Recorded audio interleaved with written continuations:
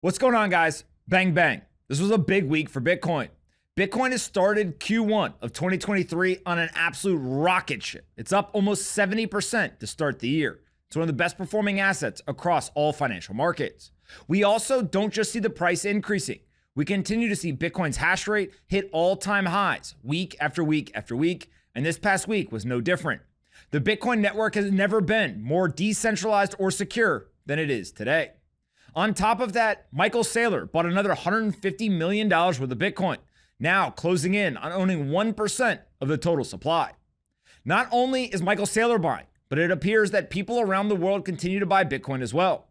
We have seen wallets with more than 0 Bitcoin in it grow at its fastest pace since 2021. That means that people around the world are dollar cost averaging into an asset. Now, one of the reasons why people may be dollar cost averaging into Bitcoin is because they're seeking safety. We have seen in the legacy financial system that people are plowing hundreds of billions of dollars into cash funds, things like money market funds. And that is one of the fastest rates since COVID-19 first hit the United States. Now, as investors seek safety in the traditional financial system, they want dollars and they put their money into those cash funds. But in the digital financial system, people want the digital reserve asset, which is Bitcoin, and that's where they seek safety. That's a huge reason why we continue to see Bitcoin's price increase and see that 70% performance to start the year. Now, not only are people seeking safety, but also there are many countries around the world that are all diversifying away from the dollar. We saw China and Brazil reach an agreement this week where they will now start to settle bilateral trade in their own national currencies. That is a move away from US dollars. And it also is joined by countries like Saudi Arabia and others who are choosing to do similar things.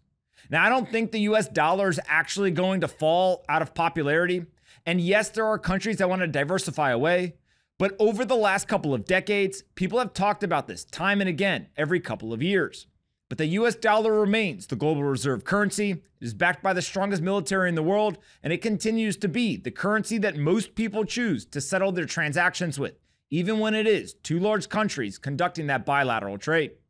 Now, in the new system, in this digital financial system, we see Bitcoin serving as that reserve currency. Although many people in the Bitcoin community believe that the dollar will fail and that Bitcoin will be the beneficiary, I don't know if we can really say that in the short term. It is much more likely, in my opinion, that Bitcoin and the dollar will both strengthen in the short term. As many other weak fiat currencies fall, the dollar will strengthen, and many people who are seeking something outside of the system will help Bitcoin strengthen as well. If Bitcoin and the dollar strengthen in the short to medium term, that may be the best case scenario. But over the long term, the dollar is guaranteed to be devalued and every fiat currency continues to lose purchasing power. And so I do believe that Bitcoin will continue to rise for decades to come in popularity, in adoption, and ultimately in US dollar price. Now, I don't have some sort of magic 8-ball. I can't tell you the future. But what I can tell you is that right now, Bitcoin is performing incredibly well.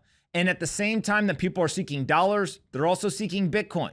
And that's a data point that we should keep paying attention to as we get deeper into the 2023 year.